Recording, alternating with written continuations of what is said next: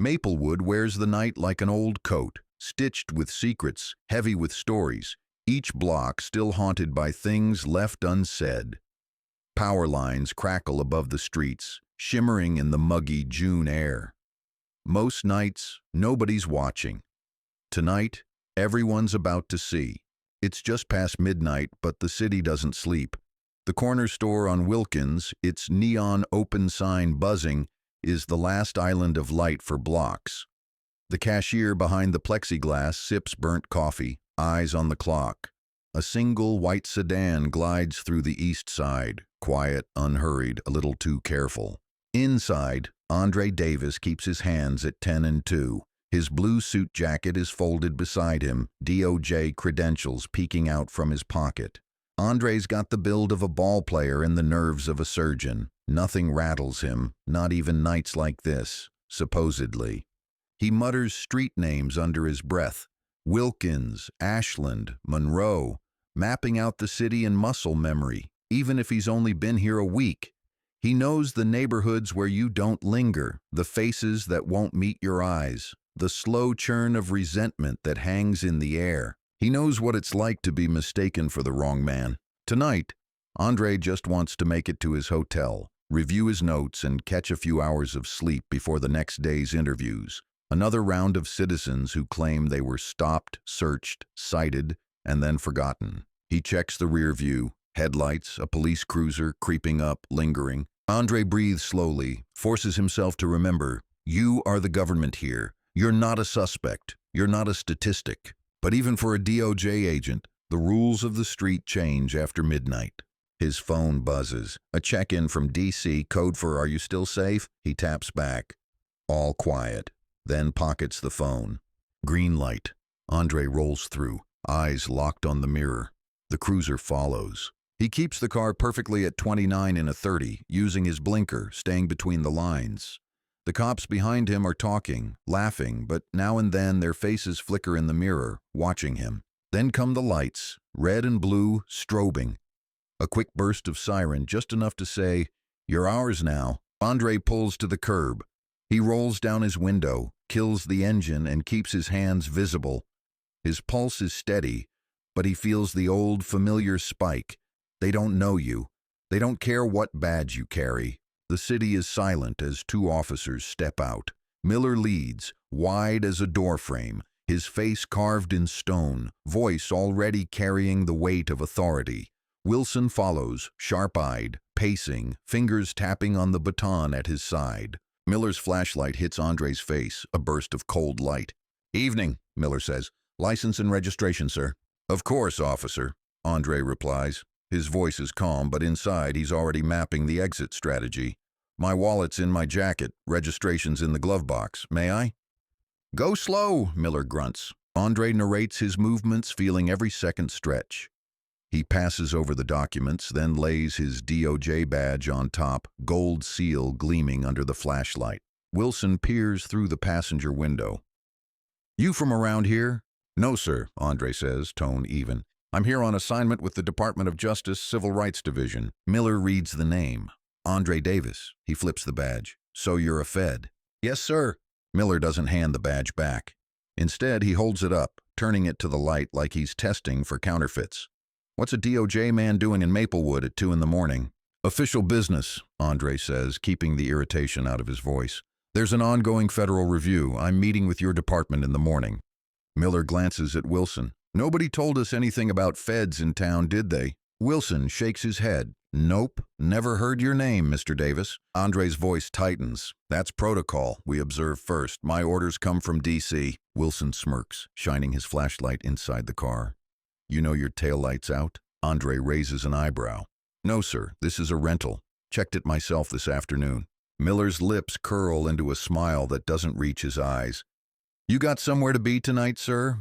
Or just sightseeing?" Andre lets the silence hang, then says, "I'm on my way to my hotel after a meeting with community members." Miller hands Wilson the papers, still holding on to the badge. "Step out of the car, Mr. Davis." Andre hesitates. "Am I being detained, officer?" "Step out," Miller says, the words flat, final. "Just a routine check." Andre steps out, hands up, every muscle tight. The air outside is thick, buzzing with the hum of a city that's seen too much and learned to ignore it. Wilson pats him down, methodical, hands rough but professional. Miller searches the car. Briefcase, notebook, ties, nothing else. Miller comes back, standing so close that Andre can smell his aftershave. "Sir, why are you really in Maplewood?" Andre lifts his chin, his voice cold steel. "You can call DC. My credentials are real. I'm here to investigate police conduct, including incidents like this." Miller's face hardens. "Turn around. Hands behind your back." Andre's voice is almost bored. "On what charge?" "Obstructing," Miller says.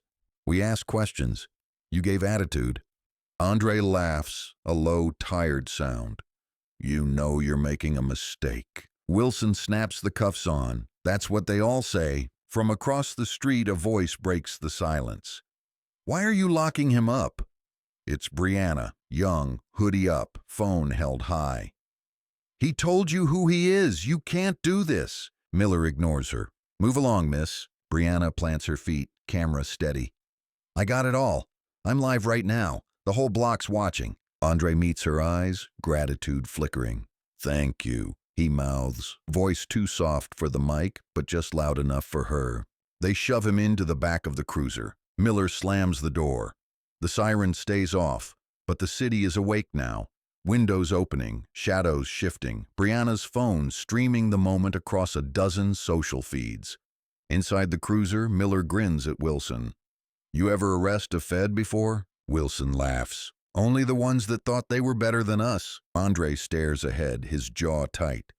"I'll be out before sunrise," he says, "and you'll answer for this." Miller raises an eyebrow in the mirror. "You making threats now?" Andre's voice is icy. "I'm stating facts. Your badge number's on video, and so is your partner's." Wilson flips on the police radio, static crackling. "We'll see how long your friends in DC take to answer." The cruiser rolls through Maplewood's empty streets. Andre's cuffed hands rest in his lap, but his posture radiates calm, measured, watching. As they pull up to the side entrance, he catches Miller's eyes in the mirror. Neither blinks. Inside, the fluorescent lights turn every surface ugly and gray. The desk sergeant, an old-timer named Russo, looks up, yawns, then frowns at the badge Miller slaps on the counter. "Obstructing?" Russo mutters. "What's this about?" Miller shrugs.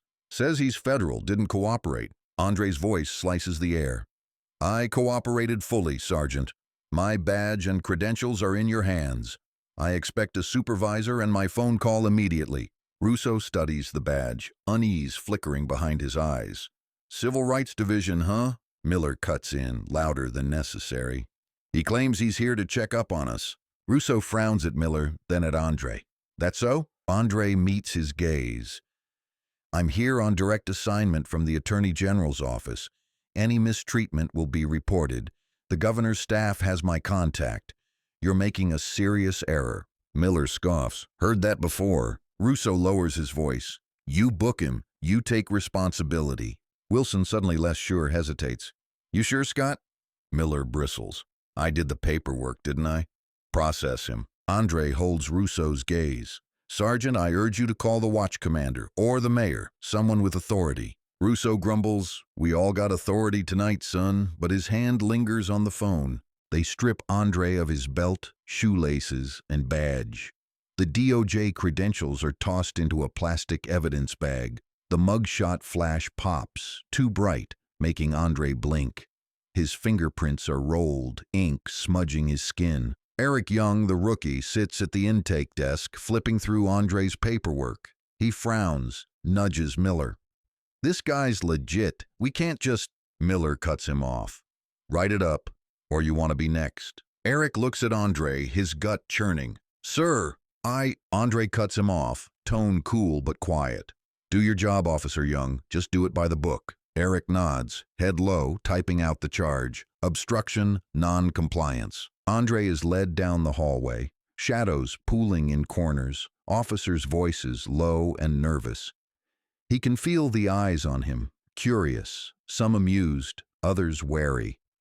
Everyone in this department has heard the rumors about the DOJ's investigation, but nobody thought it would walk right through their door in cuffs. The door slams. Andre surveys the cell. 2 benches, a cracked toilet, paint peeling in strips from the wall. There's another man inside, a kid really, hoodie up, staring at his sneakers. "Bad night?" the kid asks, not looking up. "Bad city," Andre answers, voice even. They sit in silence. The kid glances sideways. "What did they get you for?" Andre almost laughs. "Doing my job." The kid smiles, shakes his head. "Yeah, that'll do it." Andre leans back, closes his eyes, and breathes deeply. But his mind is racing, calculating, remembering protocol. Don't show anger. Don't lose control. Every word, every move counts. Outside the cell, Miller and Wilson argue in low voices. "You sure he's not for real?" Wilson whispers. Miller scowls. "If he was, why's he driving alone, no backup? DOJ sends 2, minimum." Wilson chews his lip. His badge looks real. Miller shrugs. "We're not the feds. Let them call us if it matters." Across the squad room, Eric Young can't shake the feeling that they've crossed a line.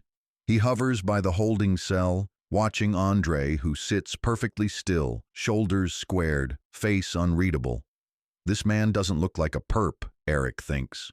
He looks like he's waiting for the world to catch up. Russo calls out, "Young, finish the paperwork, then go check the cells." Eric hesitates. "Sarge, shouldn't we run this up the chain?" Russo's voice hardens.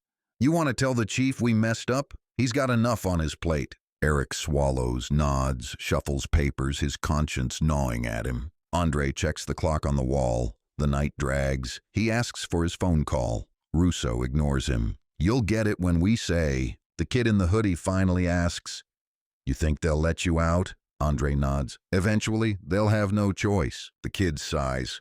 "Wish I had friends like that." Andre's gaze softens. "Maybe you do. You just haven't called them yet." Suddenly shouts outside the cell. Eric Young reappears, keys jangling. He unlocks the slot. "Sir, I can let you make your call now. 1, no tricks." Andre nods, stands tall, and walks out with a presence that makes even Russo sit up straight. He dials the governor's office, hand steady. The call rings once, twice. Ashley answers, voice sharp with tension. "Governor's office," Ashley speaking. "It's Andre Davis. I'm in custody at Maplewood PD, obstructed at a traffic stop. It's urgent." Ashley goes quiet for a second, then, "Are you hurt?" "No, but they know who I am. I need this escalated now. Let the governor know personally." Ashley's typing furiously. "Sit tight, Mr. Davis. We'll move fast." Andre hands back the phone, looking at Eric. "Officer Young, right?" Eric nods. Andre says quietly, "Don't let them push you around. You saw what happened." Eric's voice is barely above a whisper. "I'll remember that, sir." Brianna, still in her hoodie, is standing on the sidewalk, phone up, talking to a growing crowd in her live feed. "You all see this? He told them he was with the government. They locked him up anyway. They didn't care." Someone behind her mutters, "Just another night in Maplewood, right?" Brianna turns, her voice fierce. "You see what happens when we stay quiet? Not tonight. Not anymore." Her chat explodes with angry emojis, the stream of comments picking up. People who never said a word about the stops in their neighborhood now sharing, posting, tagging friends. The city's silence is cracking bit by bit. Ashley bursts into the study, phone in hand, voice urgent. "Governor Smith, sir, it's happening. DOJ's Andre Davis was just arrested in Maplewood." Governor Smith looks up from a thick binder, shock giving way to cold anger. "Who made the call?" "A traffic stop. They're holding him on obstruction." Smith stands, slamming the binder shut. "Call the state police, the mayor, Chief Reynolds. Wake everybody. Get me every report from Maplewood PD tonight." Ashley's dialing already, voice tight, efficient. "I'll make sure the media doesn't get there first." Smith's voice is cold steel. "No leaks, Ashley. Not till we have him out. And tell the Department of Justice. They'll want eyes on this. This cannot blow up in our faces." Russo's phone rings. He listens, face growing whiter with every second. "Yes, sir, I understand. Immediately." He hangs up, rounds on Miller and Wilson. "You two, in my office, now. Chief's on the way. You know who you arrested?" Miller shrugs, playing tough. "He was mouthy. Claimed he was federal." Russo explodes. "He is federal, you idiot. He's here because of us. The governor's office just called. You better have a damn good explanation." Miller looks to Wilson, suddenly uncertain. Wilson shakes his head, sweat beading on his forehead. Brianna's live stream went viral. Local reporters are picking it up. DOJ agent arrested in Maplewood. Civil rights probe becomes a civil rights incident. People tuned in not because they suddenly care, but because the story was too loud to ignore. The regulars in the diner, the nurses coming off night shift, even the mayor's own son on his phone. Everybody's watching. The mood in the station sours by the minute. Word has spread. They picked up a federal investigator. Some officers crack nervous jokes. Others whisper in corners. Chief Reynolds storms in before sunrise, tie loose, face carved with exhaustion and anger. He throws open Russo's office door. "Which one of you geniuses arrested Andre Davis?" Miller starts to speak, but Reynolds silences him with a glare that could cut glass. "You know who he is? The entire state knows now. The governor's office called before I even had coffee. And the feds? Oh, the feds are coming." Miller stiffens. "We followed protocol. He wouldn't answer questions. He was cagey." Reynolds' fist hits the desk. "Cagey? You handcuffed a DOJ investigator with a live stream. We're national news already." He leans in close, his voice a growl. "Go home, both of you. Desk duty till further notice. Internal affairs will tear this place apart." Wilson swallows hard. "But Chief," Reynolds turns on him. "Do you want to make a statement now or wait until a U.S. attorney puts you under oath?" The room goes silent. Russo looks away, pretending to shuffle papers. Chief Reynolds grabs the phone, barking orders. "Get the mayor. I want every shred of paperwork from last night on my desk, and someone get that rookie in here, Young, now." Andre sits back straight, watching the thin slice of sunrise creep across the floor. The kid in the hoodie is dozing, but Andre is all steel and focus. Eric Young appears at the door, keys jangling, face pale. "Mr. Davis, you're being released. The chief himself is here." Andre stands, every move deliberate. "Am I getting an apology?" Eric swallows. I think so, sir. The chief's not happy." Andre fixes him with a look. "You did what you could. Next time, remember what you saw." Eric nods, a little braver than before. Andre's led out of the cell. Reynolds stands waiting, trying to hold authority over the moment. "Mr. Davis, on behalf of Maplewood PD, I apologize. You are free to go. Your personal property will be returned. There's coffee, if you want it." Andre's eyes flash with controlled anger. "This is bigger than an apology, Chief. Your men knew who I was. They made a choice." Reynolds clears his throat. "Internal affairs," Andre interrupts. "I'll see you at the press conference, and you'll answer for every complaint I've collected, starting today."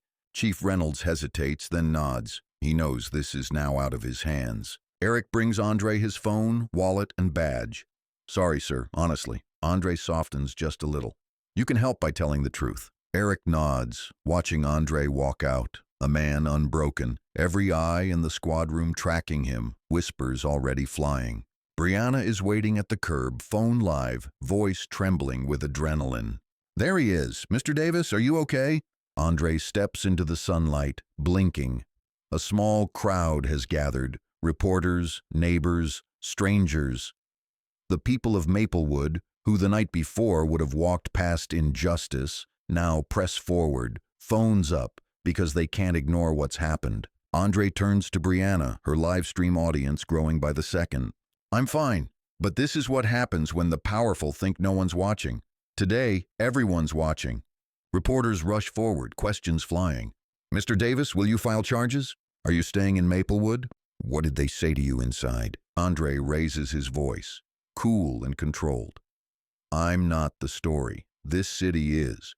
What happened to me happens to people here every night. They just didn't have a badge or a camera. It stops now." Brianna lowers her phone, eyes wet but fierce.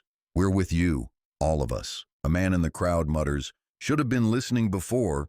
Another snaps, "Now they care because it's a Fed." The crowd is uneasy, a mix of shame, relief, anger. Some still want to look away, but most can't anymore. Andre locks eyes with Brianna. "Keep filming. Don't stop." Governor Smith, flanked by Ashley and 2 aides, holds an emergency briefing. The mood is tense, every phone ringing, every screen buzzing with news alerts. Ashley hands the governor a tablet. "It's everywhere, sir. Maplewood is trending." The DOJ already reached out. The Attorney General wants hourly updates. Smith grimaces. We cannot afford another Ferguson. I want the mayor on video in the next hour, and Reynolds, he'd better be ready to bleed for this. What about Davis? He's out, talking to the press. Smith nods.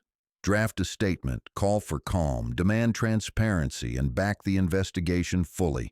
And Ashley, make sure no one spins this against the state government. We move fast. We move clean. He looks into the camera for his public statement, eyes cold and steely.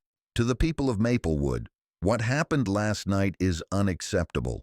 The Department of Justice has our full cooperation.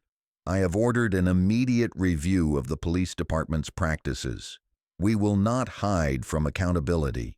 We will not tolerate discrimination, intimidation, or the silencing of any citizen, no matter who they are. He steps back, voice dropping, and make sure Davis knows he has my personal support.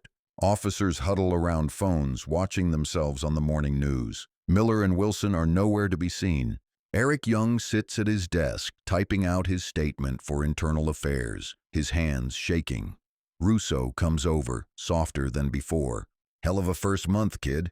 Eric sighs. Just wish I'd done more. Russo leans in, voice almost fatherly. You did enough. Next time you do better. That's all any of us can say. Andre stands before a packed room. Reporters, city officials, activists, and a crowd of Maplewood's everyday citizens. Some angry, some hopeful, all awake now. He speaks plainly, his voice echoing in the marble lobby.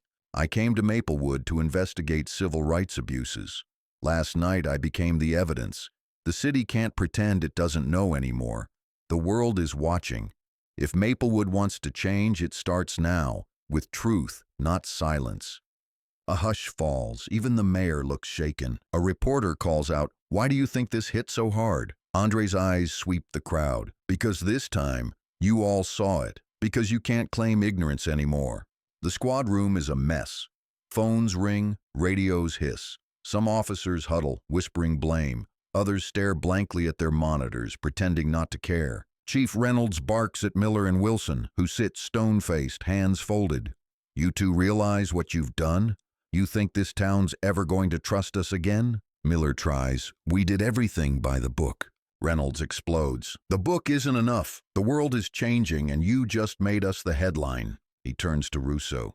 Start pulling body cam footage, every angle, every second. If there's a gap, I want to know about it before the feds do. Russo nods, sweating. Eric Young stands off to the side, guilt gnawing at him. He stares at his notebook, hands shaking, remembering Andre's advice. Tell the truth. Brianna sits at her battered desk, hoodie still up, phone buzzing with notifications. Her live stream is now a trending clip. Her face, shaky voice, and steady hand have made her a sudden lightning rod. A knock on her door, her mother, eyes wide. You're on the news, baby. Brianna barely looks up, scrolling through comments.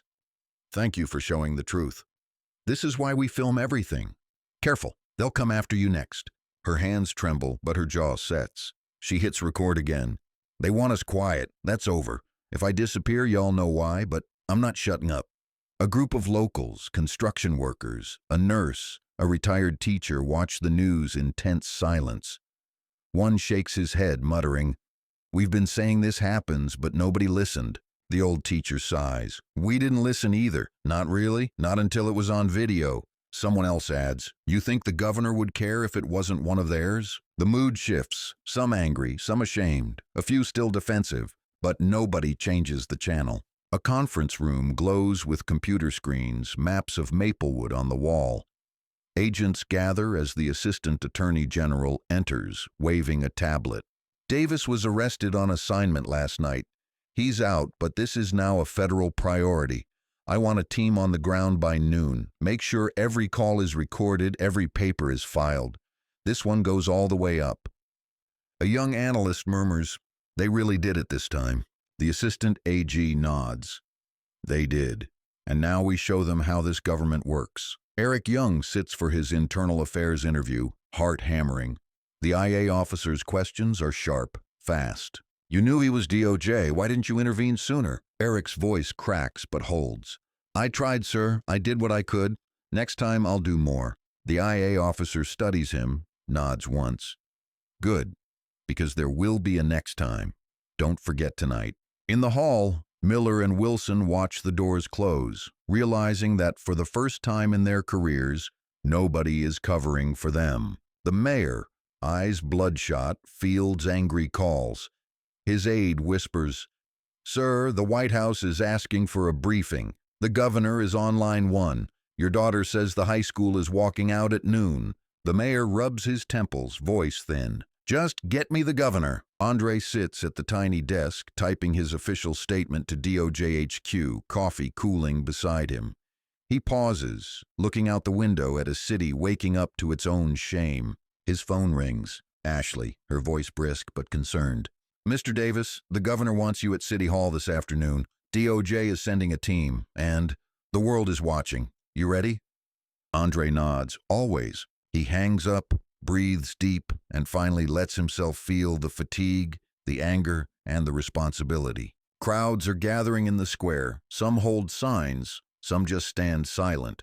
Nobody wants to be the first to speak, but nobody leaves either. Brianna stands at the edge, live streaming, voice firm. "Maplewood, you can't pretend anymore. Not after last night. Old men who never spoke up before, mothers holding kids, teens with skateboards. Everyone is watching, waiting to see what comes next. The city square is packed.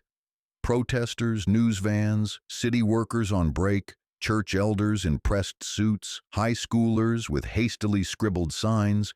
Everyone's shoulder to shoulder, eyes on the courthouse steps. It's not a riot, not yet. It's a mass holding its breath. Brianna edges along the sidewalk, streaming live. Her phone vibrates with new viewers every minute.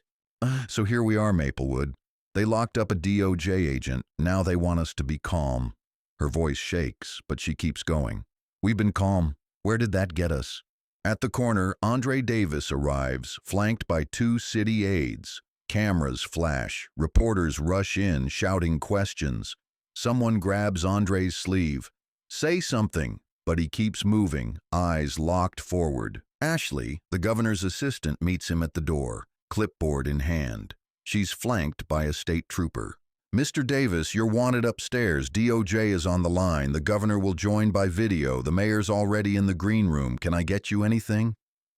Andre shakes his head, voice low but firm. "Just a fair hearing, and nobody else's excuses." Ashley nods, leading him inside. Maps, laptops, and phones clutter the big table. The air is thick with urgency. Governor Smith appears on a screen. His face is drawn, jaw clenched. "Mr. Davis," he says, "thank you for agreeing to meet. We're in uncharted territory, but you have my word. This won't get swept under the rug. What's your first move?" Andre sits, all business. "We start with transparency. All body cam footage, all reports, made public within 48 hours. I'll meet with your chief, the mayor, and internal affairs today." Smith nods. "Approved. The DOJ team will have whatever you need. The AG herself is flying in tomorrow." Ashley jots notes, her pen flying. The mayor, red-eyed and sweating, leans in. "Andre, can we, keep this calm?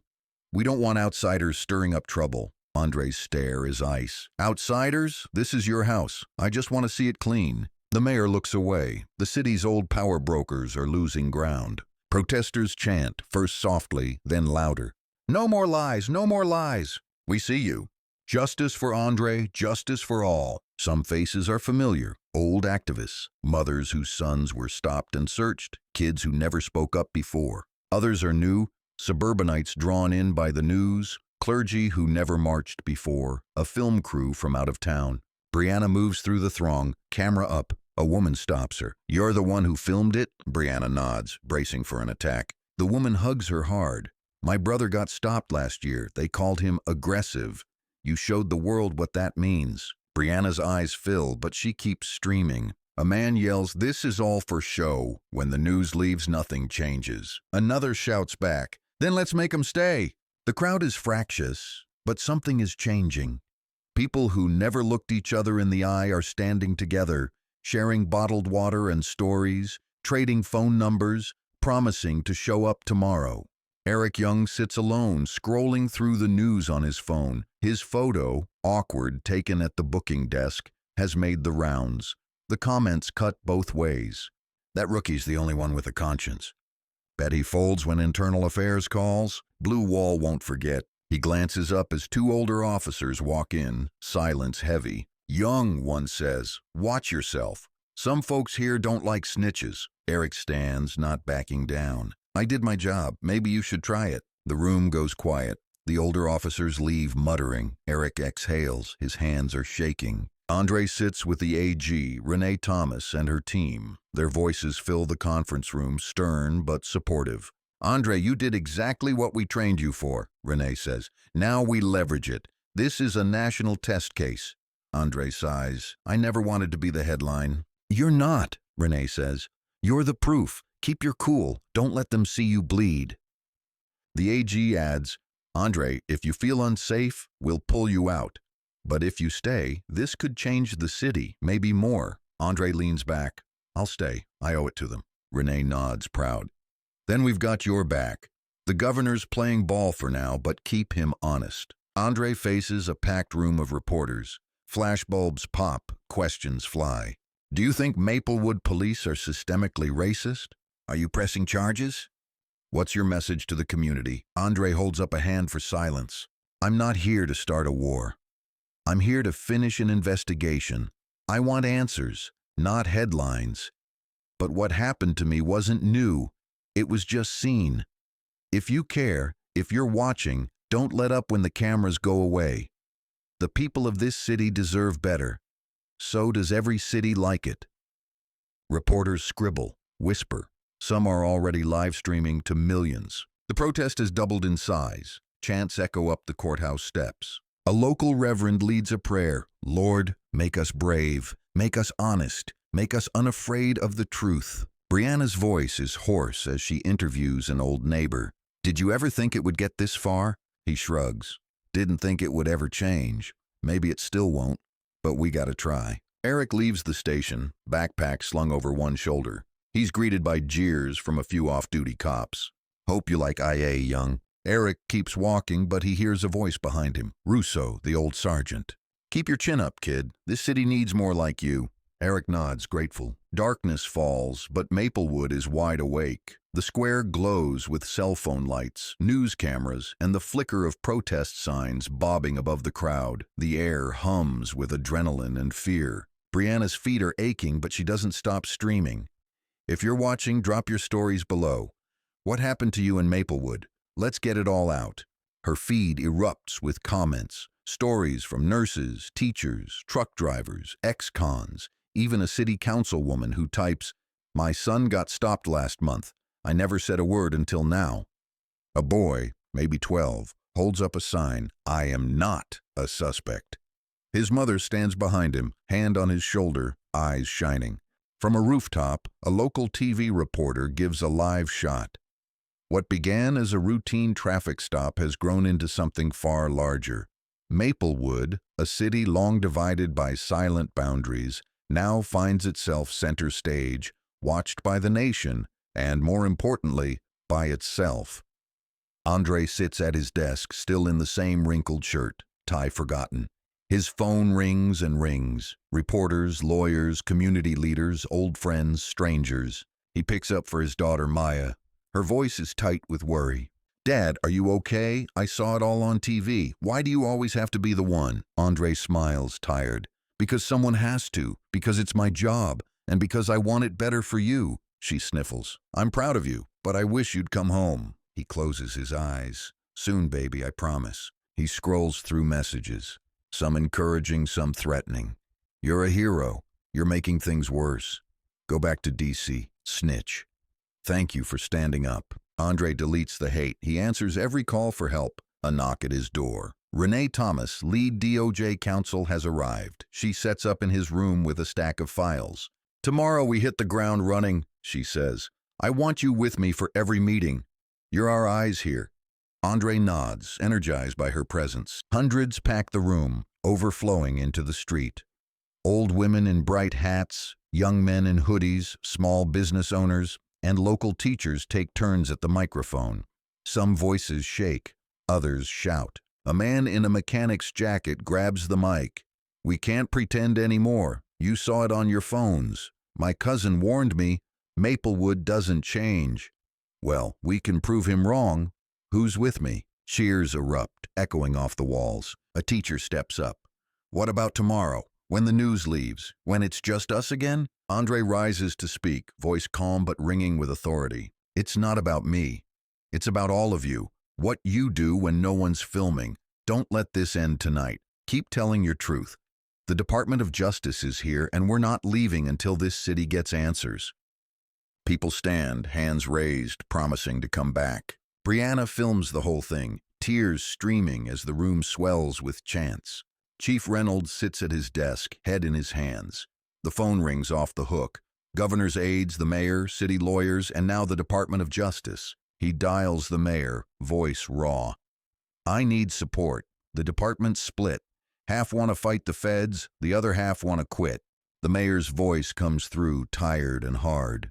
You broke it. You fix it. Get your house in order, Chief. The governor's watching, and so is the country. As he hangs up, his assistant enters. Sir, Internal Affairs wants statements. The officers involved are demanding union reps. Reynolds snaps. They can demand all they want. This time no one's covering for them. Protesters march through the streets, chanting, singing, blocking intersections. Police lines hold the perimeter, riot gear left in vans but close at hand. Tension thickens, but the atmosphere is different. Less rage, more solidarity. An older black man stands beside a white teacher, both holding the same sign, Stop the Silence. A young Latina mom hands water bottles to teenagers with megaphones. Across the crowd, city workers and postal clerks, people who never spoke out before, join arms with clergy and activists. Brianna's live stream picks up a quiet moment. Two cops watching from their squad car, heads low, not intervening. Her voice gentle. Maplewood, you see what happens when you stand together? The chat explodes with hearts. A panel debates. What happened in Maplewood isn't new, says one anchor. But the difference tonight is that nobody can pretend anymore. The city is a mirror, and the rest of America is looking at itself. Andre and Renee prepare for the next day's interviews. Files open, maps spread out, phones set to silent. Renee looks at him. This isn't just Maplewood, Andre. We're going to set a precedent. Are you ready to testify if it comes to that? Andre's eyes are tired but fierce. For every person who never got to, yes. She nods. Get some rest. You'll need it. Andre lies back, the sounds of protest filtering through the window. He closes his eyes, knowing tomorrow will be harder, and more important, than anything he's faced before. Dawn finds Maplewood uneasy, tired, but restless. Protest signs lie stacked beside church doors. Trash cans overflow with empty water bottles and crumpled flyers. The local coffee shop serves its busiest morning ever. Everyone has a theory. Nobody is shy about sharing it.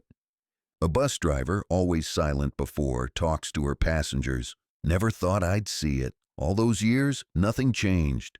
Now, feels like the world turned upside down. Old Mr. Lewis, whose barbershop has served 3 generations, sweeps his stoop and tells a reporter, "We were all asleep, honey. Now, no more." Eric Young stands at his locker, nerves raw. A couple of older officers glare as they walk by, one muttering, "You happy now, Young?" Got the whole world watching. Eric looks them in the eye, refusing to flinch. "About time, don't you think?"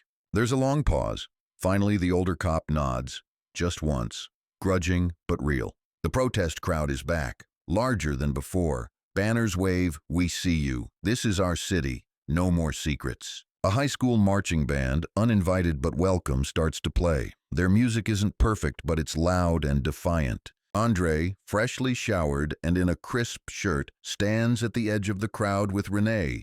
She scans the crowd, noting both energy and danger.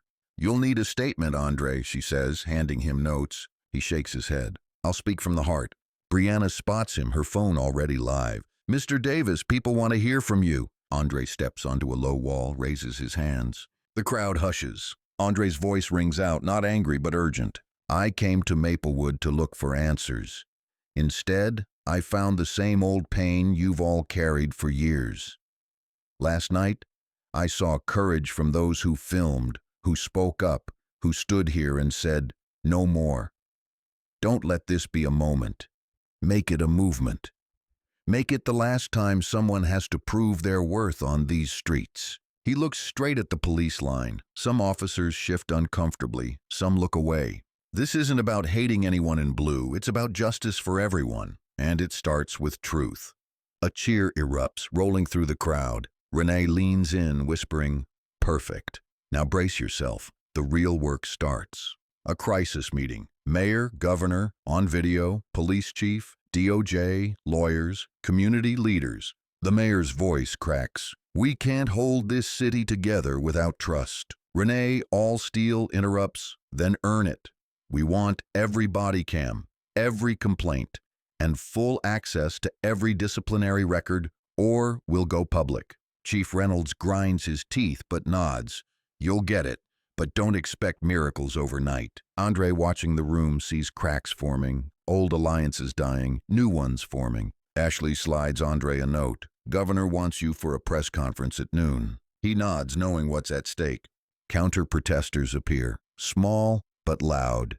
Their signs, "Support our police." Enough with the drama. The mood shifts, tense. For a moment, it looks like things might boil over. Brianna, live again, films the lines as they form.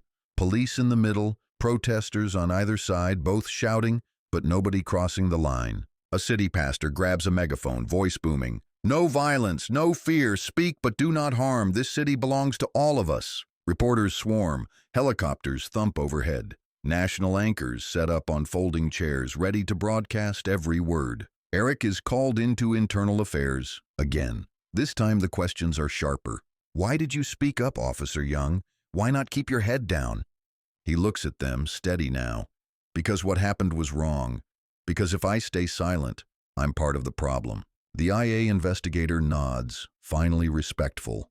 "You'll get heat, but you did the right thing." Eric leaves the room, lighter but wary. Andre stands with the governor, mayor, and Renee behind a podium.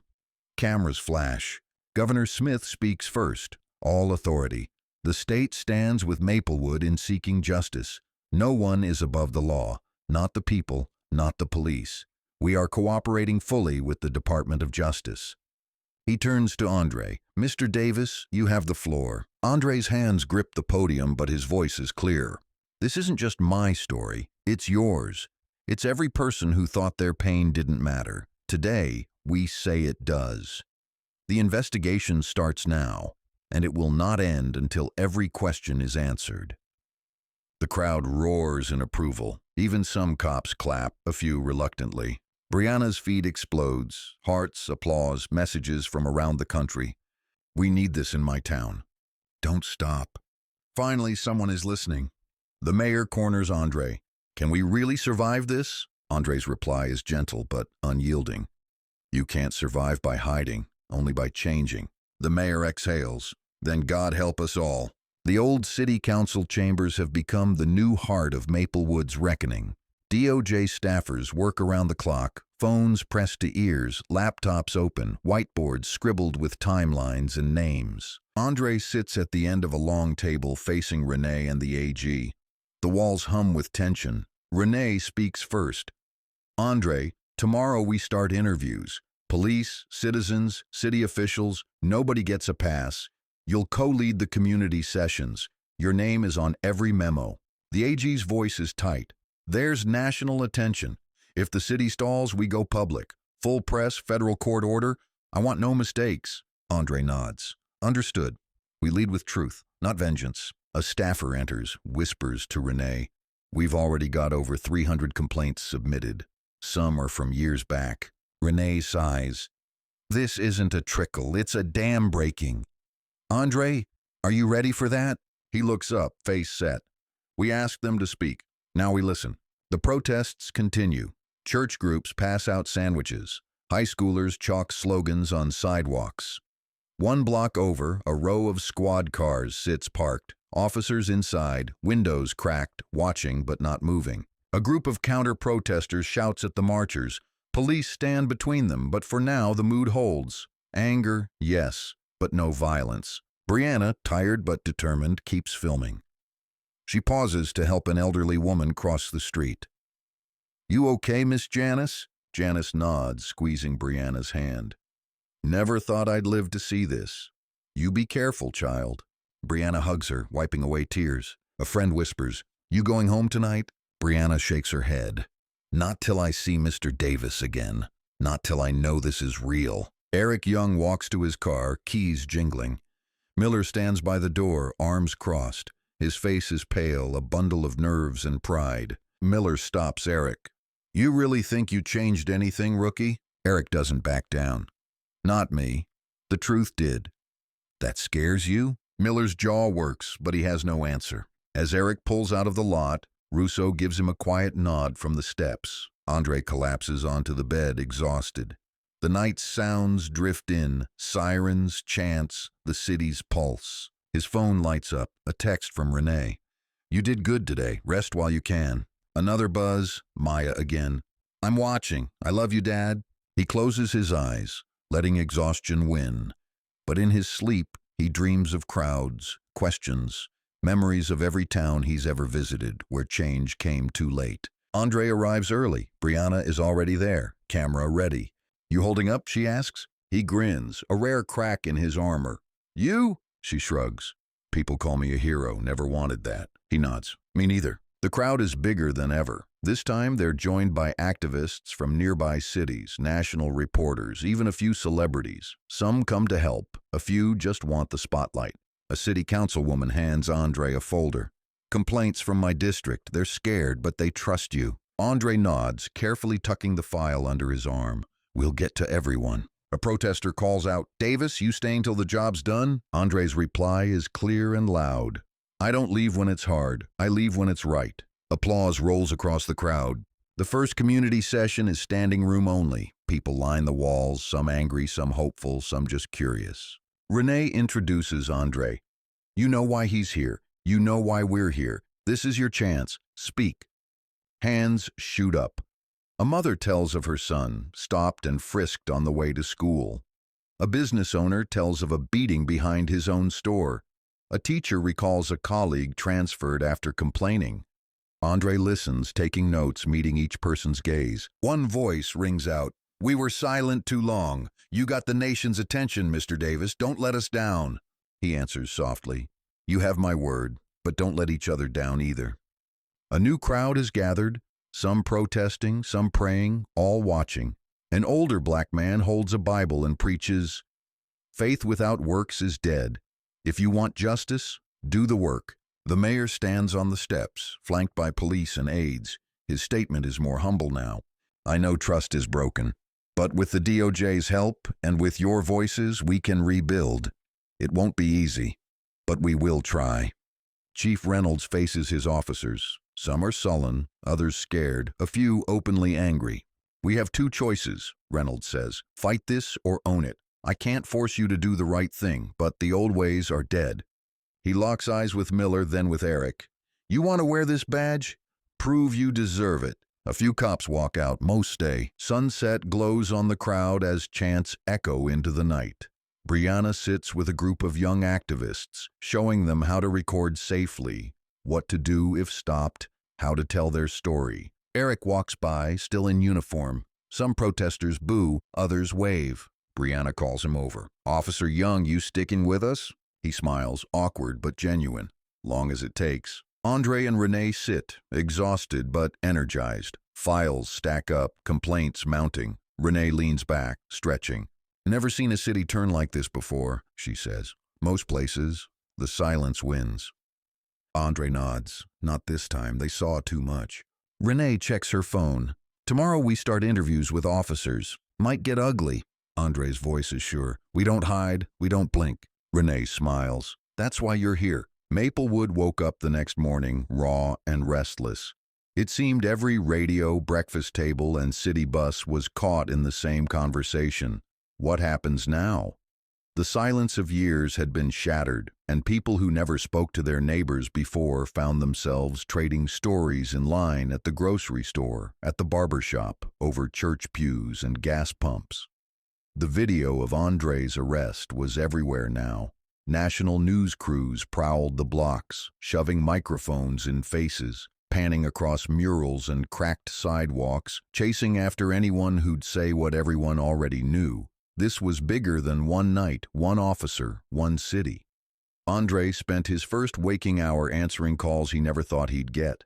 A judge from Detroit who once mentored him, a pastor from Alabama, the civil rights lawyer whose books he read in college.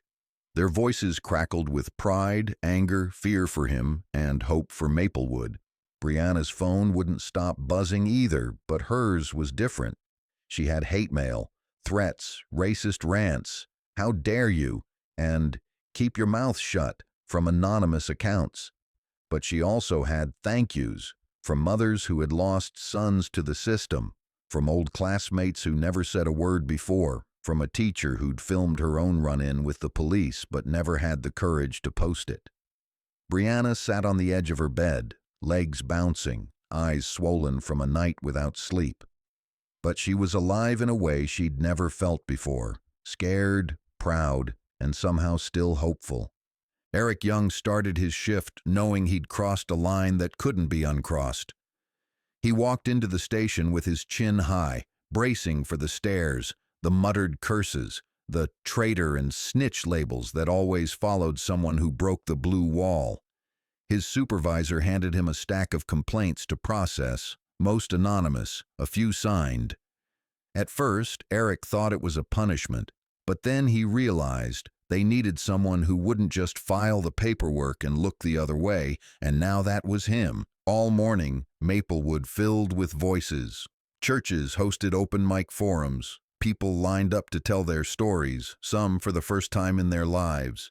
A mother in a yellow dress described the night her son was pulled from his car and left on the sidewalk for hours. A bus driver told of a stop that ended with her face pressed to the hood just because she'd argued about a ticket. Old men recited years of humiliation, pockets emptied, dignity stripped, warnings never written down. Some people cried, some shouted, some just trembled and looked at their shoes. Andre and Renee sat near the front, taking notes, never interrupting, sometimes shaking their heads in disbelief, sometimes closing their eyes to keep from losing composure. Andre met with officers, one after another. Some stared him down with practiced indifference, arms folded, voices clipped and rehearsed. "I just do my job," they said. "We treat everyone the same." But a few broke under the weight. A middle-aged patrolman, 20 years on the force, confessed he'd seen things that made him ashamed. Sometimes you forget these are people. You forget they're scared. You start thinking everyone's a threat. His voice cracked. But what are you supposed to do when the people above you want arrests, not peace? There were others, rookies with questions in their eyes, veterans with regrets they couldn't put into words, and some who glared at Andre as if he were the real criminal for daring to bring daylight to the shadows.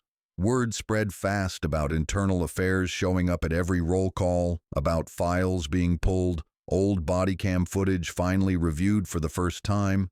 Some officers turned in their badges, unable or unwilling to adjust. A few leaned in, hungry for the change.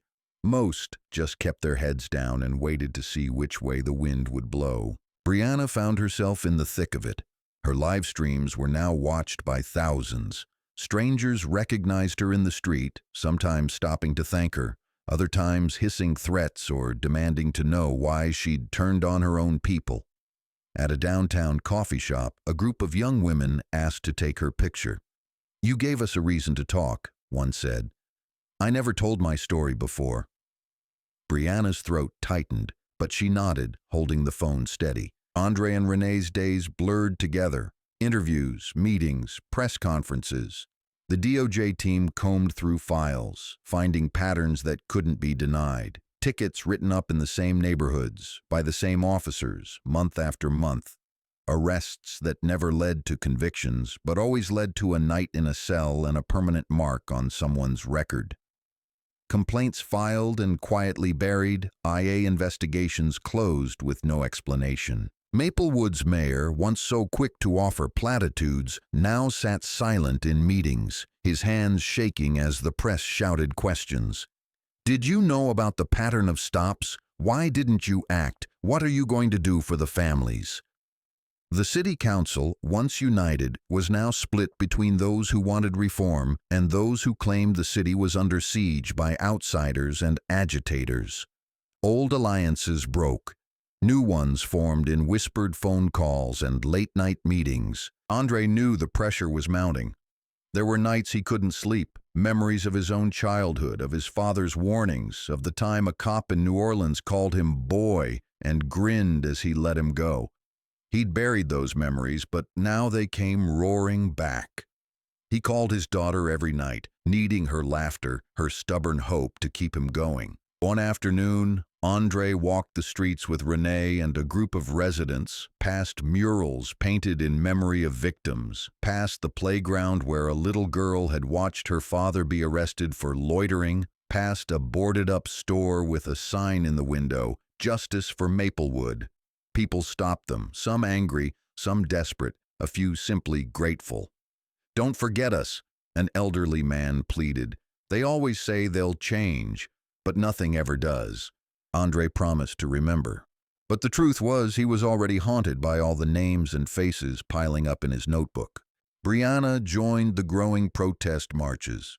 The crowds grew bigger every day, high schoolers skipping class, nurses in scrubs, elders carrying handmade signs.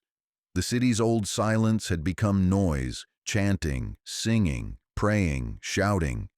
Sometimes the tension boiled over. There were shoving matches, angry debates, rumors of violence. But most of the time, people stood together, drawn by the sense that this was the moment they had been waiting for. Eric, still in uniform, marched with them one afternoon. He was nervous. Some people booed, others stared him down. But a teenage boy handed him a sign. Not all cops are silent. Eric held it high, hoping his colleagues saw, hoping the city believed it. The pressure mounted on Maplewood's power brokers.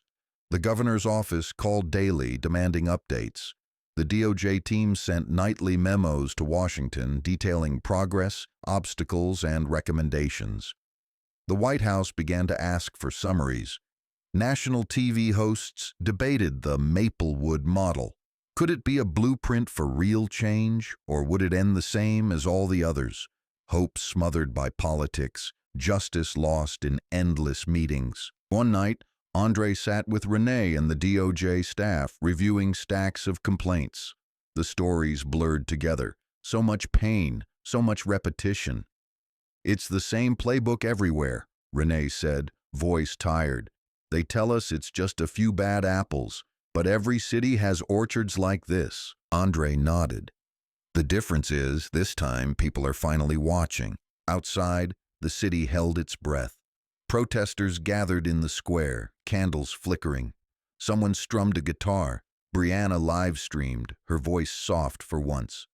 "We're tired, but we're here. We're not leaving." The mayor finally addressed the city, not from behind a desk, but standing in front of City Hall, face drawn, suit rumpled. "Maplewood failed too many of you for too long. That ends now.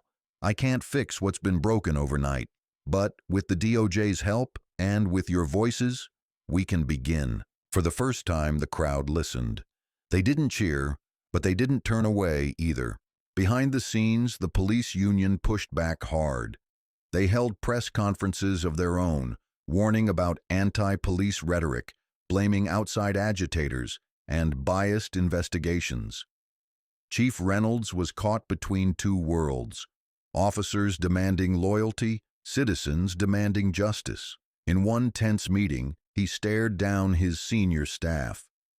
"If you can't do this job fairly, turn in your badge. We're not hiding anymore." Some officers quit, others retired early, a few clung to their old habits, daring the DOJ to stop them. Eric kept showing up, head high, doing the work, refusing to back down. One morning, a bomb threat was called into City Hall. The building was evacuated, streets cordoned off, panic racing through the crowd. But nothing was found. It was a warning, a reminder that the fight for justice was dangerous, that the stakes were real. Andre, Brianna, and Renee stood outside, watching the police sweep the building, wondering how far the backlash would go. But the people of Maplewood refused to be cowed. The next night, the protest was bigger than ever. Faith leaders marched arm in arm with students and city workers. A local band played freedom songs on the courthouse steps. Brianna broadcast it all live, her voice clear. They want us scared. They want us silent. But we're still here. Andre met with families, hugged children, and shook hands with old men who'd given up hope. He knew not everyone would make it through unchanged. Some would be hurt, some would be broken, some would walk away. But the city was finally moving, finally listening. At the end of the week, the DOJ issued a preliminary report detailing patterns of racial profiling, excessive force, and misconduct. The findings were damning. The governor promised immediate action. The mayor vowed to accept every recommendation. But Andre knew the hardest part was just beginning. Maplewood was wide awake, its wounds laid bare. Justice wasn't guaranteed. But for the first time, the people believed it might be possible. He walked home late that night, past the murals and candlelit vigils, past the tired faces and diner windows, past the city he'd come to heal. Above him, the power lines buzzed. The streetlights flickered, and all around the voices of Maplewood rose, singing, shouting, refusing to be silent ever again. Every day in Maplewood seemed to start with new rumors and end with new revelations. People who'd once crossed the street to avoid each other now crowded into church basements, community halls, and school gyms, telling stories that couldn't be untold. The city was hungry for answers, but even hungrier for a sense that what they said mattered. The DOJ's team moved like a tide, meeting with parents, business owners, teachers, young people who'd only known the city as a place to be cautious and invisible. Andre became the voice everyone wanted to hear from, and the person half the city wanted to avoid. Some days he was treated like a hero, others as if he'd come to break what little peace Maplewood had left. There were threats slipped under hotel doors, angry notes on windshields, and tense glances in every restaurant. But there were also quiet moments. A grandmother pressing his hand and whispering, "Don't give up on us," or a kid asking if he could ever become a lawyer too. Brianna's days blurred with interviews, marches, and long, quiet walks home. She found herself organizing safety classes for teens, how to film police safely, how to assert your rights without escalating, how to help others if you saw something go wrong. Kids who'd once rolled their eyes at old civil rights talk now crowded around, scribbling notes, practicing what to say if stopped. Don't let them take your phone. Always say your name clear. Never resist, but never stop recording, she taught. Brianna was tired, but she felt bigger than her fear. Eric was living in a new world too. Every shift was a gamble. Would his fellow officers nod or glare? Would someone loosen his lug nuts or leave a rat sticker on his locker? Sometimes the support surprised him. An older black officer clapped him on the shoulder one morning, saying, "Keep doing you, son. We needed this, even if we were scared to say it." But then there were the roll calls where no one would look at him, where his lunch went untouched in the fridge, where he overheard, "He's not blue anymore. He's with them now." Eric wondered if he'd ever fit in again, but he kept telling himself that silence had always been the real betrayal. The investigation took over city life. The DOJ set up open forums. Hundreds showed up, pouring out anger, heartbreak, and hope. A teacher spoke, voice trembling. "My brother was stopped on his way to work every week. He started leaving an hour early just in case." A nurse in scrubs described how she was handcuffed in her own driveway for matching a description. A boy of 13 read from his journal, "I don't ride my bike at night. I don't wear a hoodie outside. I want to be invisible." Each story was entered into the official record, added to stacks of evidence that grew taller by the day. Andre spent late nights drafting recommendations with Renee, who seemed to live on coffee and nerves. "If they push back, we go harder," she'd say. "The only thing they understand is daylight and consequence." One evening, as thunder rolled in, Renee laid out the findings: a pattern of targeted stops in black neighborhoods, a history of officers with repeated complaints never disciplined, evidence of tickets that never should have been written. Andre listened, jaw tight. "They're not just ignoring the law, they're making their own," he said. Meanwhile, the mayor's office became a pressure cooker. The city council was flooded with calls from residents, activists, and even neighboring towns asking when Maplewood would finally do something real. The mayor, his hair thinner and face grayer, called Andre into a private meeting. "You're breaking this city apart," the mayor accused, his voice raw. "No," Andre replied, calm and steady. "I'm holding up a mirror. If you don't like the reflection, don't blame me. Change what's in it." The mayor deflated, sighing. "How do I fix it?" "You start by listening," Andre said. "Then you act like you mean it." The union didn't sit idle. Officers went on local radio, arguing they were the true victims. "We risk our lives every day. You want perfection? Go work in an office." Their allies in city government claimed the DOJ was making things worse, that the real problem was outsiders stirring up resentment. "It's open season on cops," they warned. "We won't stand for it." But for every angry radio call, a new story came out. A grandmother who'd never filed a complaint before. A business owner who'd quietly paid hundreds in bogus tickets.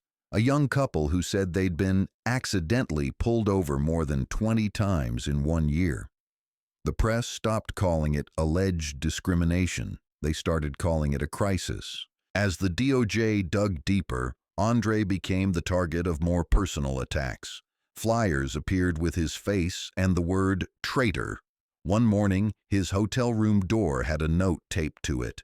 "Get out or else." He didn't show it to Renee, but she could see the fatigue in his eyes. "We've got security," she reminded him. "Don't go anywhere alone." Andre nodded, but he refused to hide. The tension reached every part of Maplewood. Old friends stopped speaking. A church split in two, half supporting the investigation, half calling for law and order. A teacher's car was spray-painted with snitch. A local store owner started handing out free coffee to protesters, only to have his windows smashed the next night. The city was changing, but change never came cheap. At the same time, hope flickered everywhere. A group of high school students formed a youth council, demanding meetings with city leaders. Brianna's followers raised money to help families pay off old fines and legal fees. Eric was asked to speak at a community meeting, nervous but determined to show that not all cops wanted to keep things as they were. When he told the crowd, "You have a right to be angry and I have a duty to listen," the applause stunned him. Andre's own past caught up with him.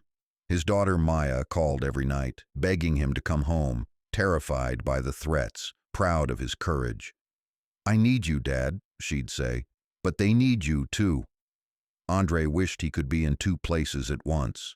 Renee's team compiled the final report, hundreds of pages of evidence, testimony, and recommendations. They demanded a civilian oversight board with real teeth, mandatory body cameras and rapid release footage, the end of quota-driven policing, restorative justice programs for those wrongfully targeted. The mayor flinched at the scale of it. "We can't do all this overnight," he protested. "You'll do it now or you'll do it with the Department of Justice in federal court," Renee replied. When the report was made public, Maplewood braced itself. The city gathered in the square, everyone it seemed, from kids with chalk-stained fingers to elders in Sunday best, cops in uniform, activists with bullhorns, business owners, clergy, and the entire city council. Brianna's live stream ran as the mayor took the stage, voice trembling. "We failed you. For years we let injustice happen, but today we promise to make it right. With the DOJ's help and your voices, we begin again." Andre stood beside Renee, nodding. The crowd was silent, then slowly applause broke out. It wasn't jubilation. It was something harder and more honest. The sound of people deciding together that the city's old life was over, and whatever came next, they would face it wide awake. Maplewood was changed. Some scars would last, but now at least the whole world could see them, and in the end, maybe that was the only way to heal. The days after the DOJ's report felt heavier than the days before. For Maplewood, the reckoning wasn't only public, it was intimate, personal, sometimes lonely. Everyone had to decide which side they were on, not just for the cameras, but for the people they saw at the market, the neighbor they'd ignored, the friend whose silence once seemed safe. Andre felt the city's gaze on him wherever he went. Some mornings, he'd hear his own name whispered in church pews or see it scrawled across social media. He'd gone from being a stranger to a symbol. Some wanted his autograph, others wanted him gone. He missed the comfort of anonymity, but there was no turning back. He walked downtown with his head up, always nodding to the ones who stopped him, always listening to the ones who were brave enough to tell their stories. They called him Sir and Brother, and sometimes just the man who listened. He met with families who wanted justice but not vengeance, mothers who'd lost faith in the system, fathers who now hoped their sons could be more than targets. "We know it can't all be fixed," one woman told him, "but just don't let them forget what we lived through," Andre promised, knowing the cost of such a promise. Renee and her team stayed on, setting up workshops for city workers, meeting with the mayor, and pushing city council to act. Every day, more officials stepped down or were replaced, some out of fear, some out of guilt, some out of stubbornness as their old power slipped away. For the first time, ordinary people showed up at City Hall, demanding answers, reading the DOJ report line by line, making sure nothing was swept away in the tide of new business. Eric Young struggled with the aftermath inside the police force. He became the face of reform, whether he wanted it or not. Some rookies came to him for advice, and he taught them what he'd learned the hard way. You're not here to make arrests. You're here to serve, to protect, to listen. Some veterans grumbled, muttering about the old days, but Eric refused to back down. There were nights he went home and sat in the dark, wondering if he'd made a difference or just made enemies. But every so often, a stranger would thank him on the street, or a kid would wave at him from a bike, and he'd remember that courage isn't always loud. Brianna became a force all her own. Her live streams didn't just document the protests, they became platforms for community healing. She hosted roundtables with teachers, students, city leaders, and even officers willing to talk. Some of her shows were tense, some emotional, some even joyful.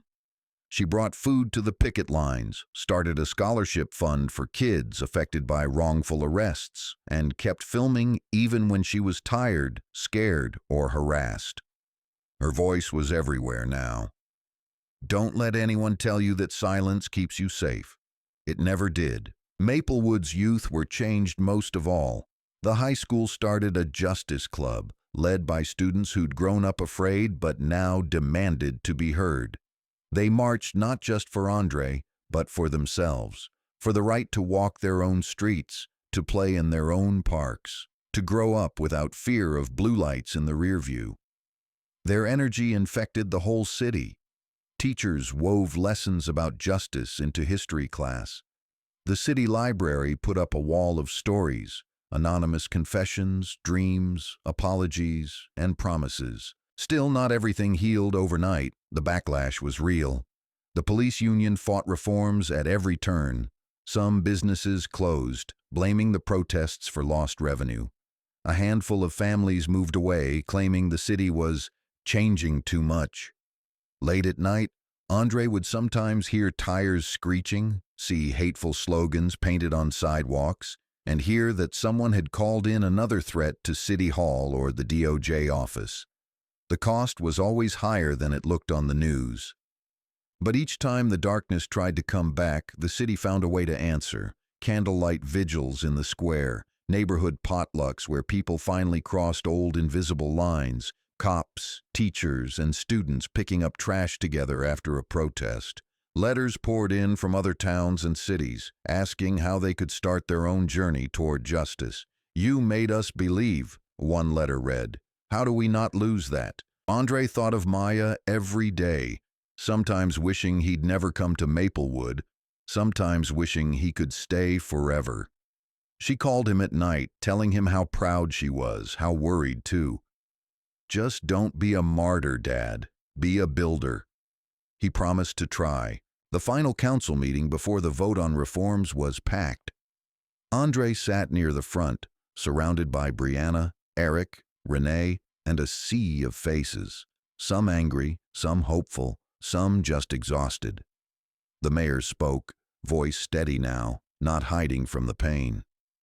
"Maplewood cannot be what it was. We've seen too much. We've felt too much. Now we decide what kind of city we want to become." The council voted one by one, some voices shaking, some proud, some defiant. When the reforms passed, the room erupted, not in wild celebration, but in long, thunderous applause that felt like exhaling after years underwater. The reforms weren't perfect, but they were a beginning. Real oversight, open records, community voice at every table, and real penalties for abuse. Outside, the city gathered again, not to protest, but to mark the moment. Candles were passed from hand to hand. Children traced the letters "Justice" in chalk across the square. Andre spoke, his voice hoarse but strong. "This is your city now. What you do with it is up to you. I'll remember every one of your stories, and I hope you do too. Don't let fear win. Not now. Not ever again." Brianna filmed it all. Eric stood with fellow officers, some still wary, others nodding in respect. Renee squeezed Andre's hand, whispering, "You did it." But Andre knew it wasn't just him. It never was. Maplewood wasn't fixed. Wounds don't heal that fast. But for the first time in a generation, hope wasn't just a word or a prayer. It was a promise. The night was long, but the city was learning how to keep its lights on. And as the candles flickered in the square, Andre felt for the first time that he could rest, even if only for a moment, because the city wasn't silent anymore, and neither was he. Maplewood didn't wake up the next day and find itself transformed. Change, the city learned, was more grind than glory. The news trucks pulled away, the national anchors moved on. The world turned its attention to other towns, other headlines. But for Maplewood, everything was different, because nothing could be hidden anymore. The first morning under the new reforms, Andre met Renee and her DOJ team at the old city library. They'd turned the basement into a command post. A whiteboard hung with names, complaints, officers, community leaders, cases for review. Boxes of files spilled across tables, records of stops, tickets, reports the city had once insisted didn't exist. Renee tapped a marker against the whiteboard. "We're not done. Oversight board's just the start. We need training, new protocols, and real follow-through. The mayor says he's on board, but don't let up. Old habits die hard." Andre nodded, feeling the weight in his bones. "People think it's over, but this is the hard part. After the noise, after the applause, this is when most places go quiet." She smiled. "Then let's not let it get quiet." He spent the day with Eric and a handful of rookie officers, walking neighborhoods, answering questions, calming nerves. At a corner store, a shopkeeper eyed Eric's uniform. "You one of the good ones?" Eric smiled, not defensive, just tired. "I'm trying, ma'am, every day." The woman handed him a soda, no charge. "Then keep trying." Andre shook hands, listened, answered questions. Would tickets get cleared? Would anyone be punished? Would the new board really have power? He answered honestly.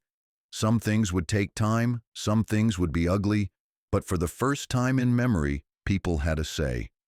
"If you want this to work," he told a circle of elders outside the community center, "show up for every meeting, demand records, watch us. If we slip, call it out." Brianna became the city's most trusted witness. She filmed the first oversight board meeting, live-streamed its debates, and held leaders to their promises. When the board voted on its first case, a wrongful arrest from the spring before, Brianna captured the tension as neighbors argued and officers defended themselves, no longer hidden by badge or rank. A mother stood, voice shaking, and read from her son's complaint. "They told him to get out of the car, then slammed him against the hood. He still flinches when he sees blue lights. All I want is for someone to say it happened, and that it was wrong. The board agreed. The arresting officer faced discipline for the first time in his career. The news traveled fast. Maplewood's new rules made it onto talk radio, city council meetings in other towns. Emails and letters arrived from people across the country, some hopeful, some jealous, some desperate for their own city to change. But there was resistance too. A group of officers filed suit against the reforms. Anonymous flyers showed up in mailboxes warning, "The outsiders won't stop until every cop's gone." A handful of protests popped up, smaller, angrier, mostly older men waving flags, shouting about law and order. Andre kept working. He spent long hours reviewing cases, calling lawyers, sitting with families whose trust would take years to rebuild. Sometimes, when he walked to the cafe for coffee, strangers greeted him with wary respect. Other times, he felt the cold stares that said, "We know what you did. Don't get too comfortable." He accepted both. Eric's days were just as complicated. On patrol, some kids now waved instead of ducking. A little girl handed him a card, handwritten with "Thank you for listening," and a picture of a heart. But at the precinct, not everyone was pleased. A sergeant cornered him one afternoon. "You think this is what the job's supposed to be now? Babysitting? Letting punks talk back?" Eric looked him in the eye.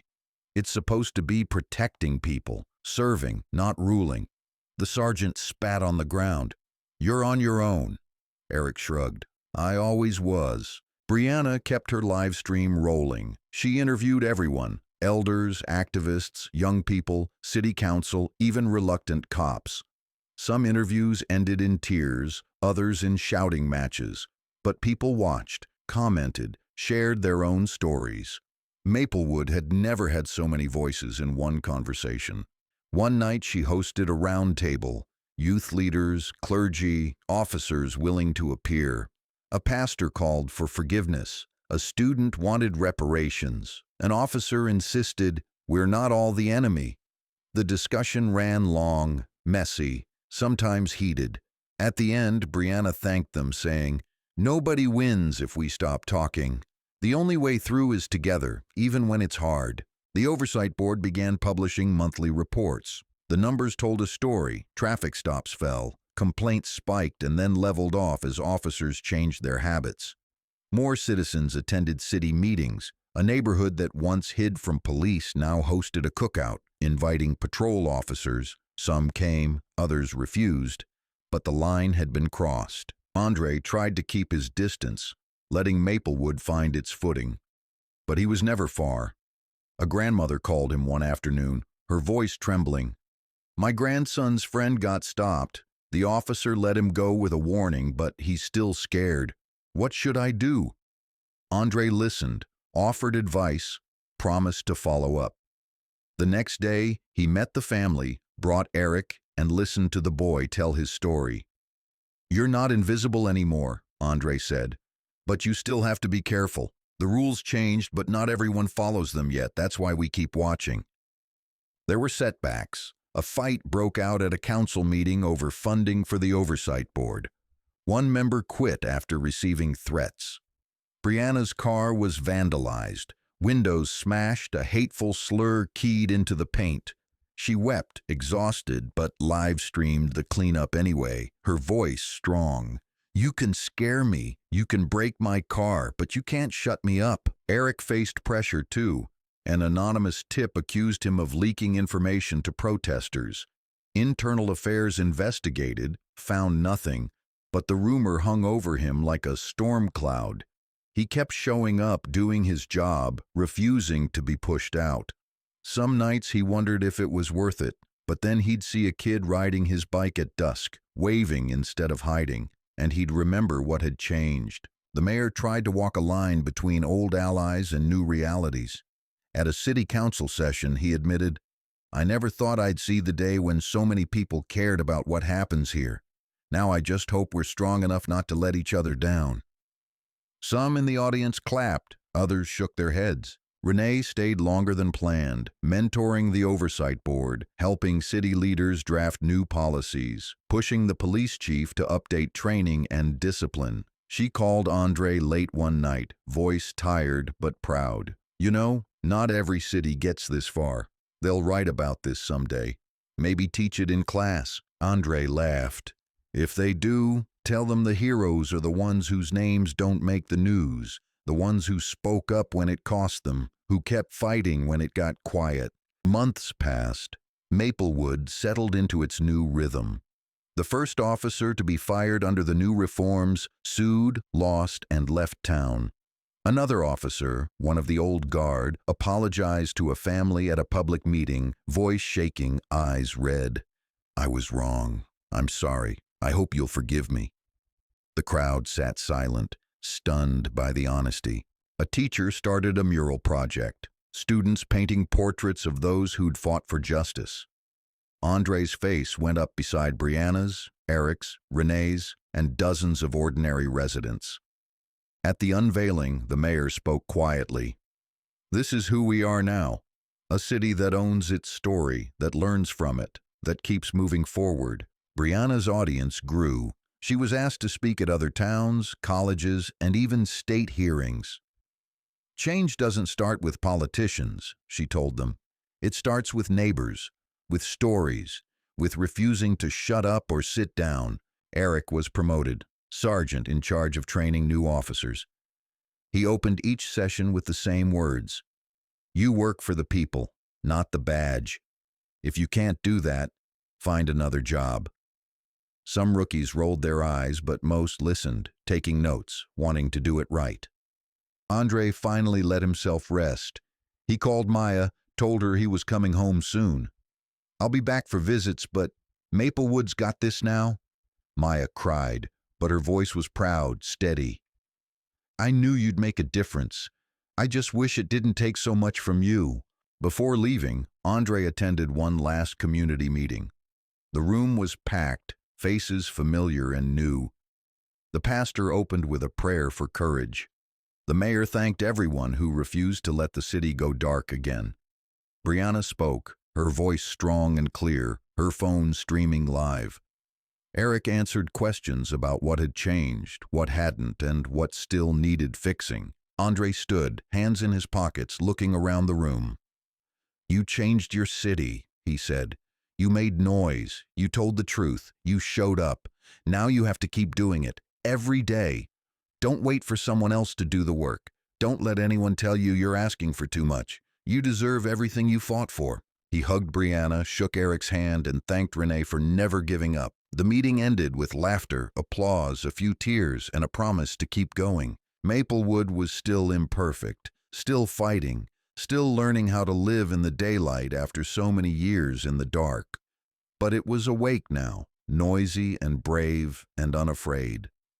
As Andre packed his bag and watched the sunrise over the city, he knew that what started with one traffic stop had become something too big for anyone to silence.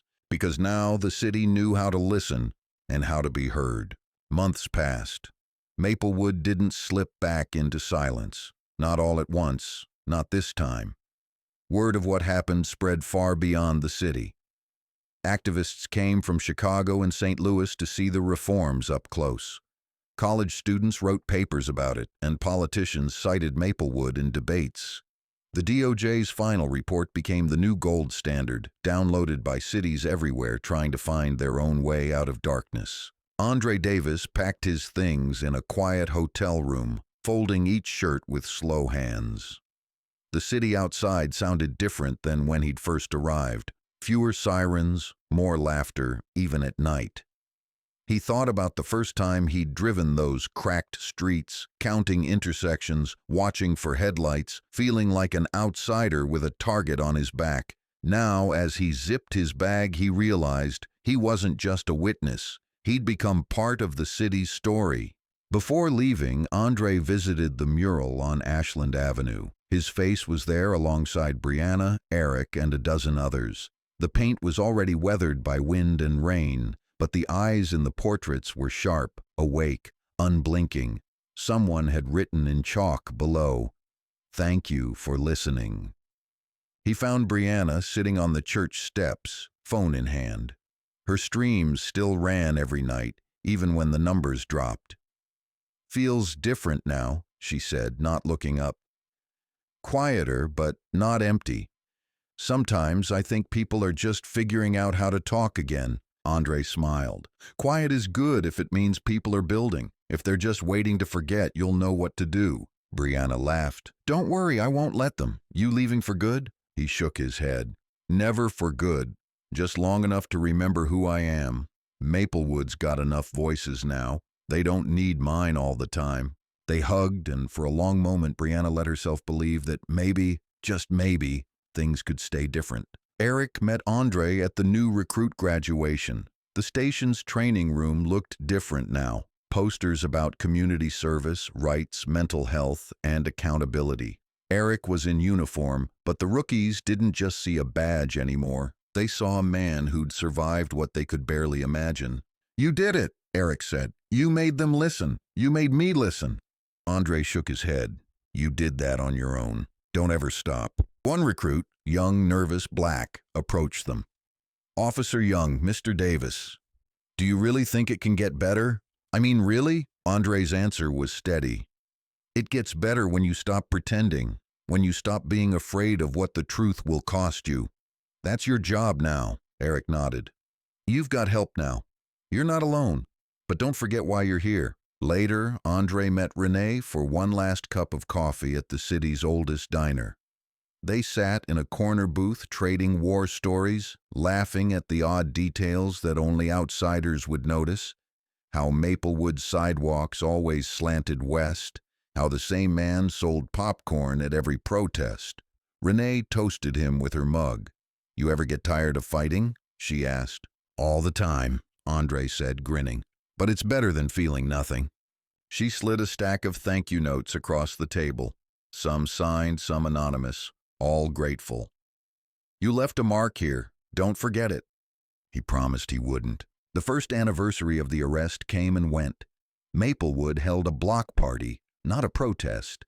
Brianna streamed the speeches, the dances, and the kids' games. The mayor, older but steadier, spoke with pride. We're not perfect, but we're honest. That's new. That's ours now. Eric led a group of rookies on a community walk. No arrests, just conversation, handshakes, a lot of listening. He was learning to let go of old fears, to accept that change wasn't just possible, it was necessary. Brianna's Voices of Maplewood podcast was picked up by a national network. She invited Andre on for the anniversary episode. They laughed about how little sleep anyone had gotten, how they'd all been scared, how courage and stubbornness weren't so different after all. Andre talked about Maya, about hope, about how one city's truth can give 1,000 others permission to speak. The Oversight Board released new stats. Traffic stops down by half, complaints handled publicly, officers retrained or let go when needed. It wasn't perfect. There were still mistakes, a few ugly incidents, old habits that clung like mildew. But people saw the change. They held each other and the city to account. Other cities called, asking for advice, for speakers, for the Maplewood model. Andre went to D.C. to testify before Congress. Brianna visited a half-dozen towns, sharing Maplewood's story with anyone who'd listen. Eric sometimes still felt like an outsider in his own department, but more often now, he felt like a bridge. One summer night, the three of them met at the mural again. Kids rode by on bikes, calling out, "Hey, Officer Young! Hey, Ms. Brianna!" Andre leaned against the wall, hands in his pockets, at peace. So what now? Brianna asked. Now that the world's not watching, do we just live our lives and hope nothing breaks again? Andre looked at her, then at Eric, then at the city that had become his own. We keep listening. We keep telling the truth, even when it's hard. Especially when it's hard. The world's always going to try to forget. But if we stay noisy, if we stay honest, it won't. Eric grinned, arms crossed. Loud and honest. That's Maplewood now. They stood in the fading light, laughter ringing out, hope quietly alive between them. Andre called Maya that night, telling her about the mural. about the city, about the kids and the music, and the promise he'd made to never forget. It was worth it, he said softly. All of it. As the months rolled on, Maplewood didn't become perfect, but it became possible. People argued, protested, made mistakes, and forgave. The city learned how to heal out loud. Even when old shadows crept in, they found ways to answer, not with silence, but with truth and noise. And when the world looked away, Maplewood kept the lights on, kept the story going, kept the promise alive. Because justice, Andre knew now, was not an event but a habit, a way of living, one brave voice at a time. And Maplewood, no longer just a name on a DOJ file, had finally found its own.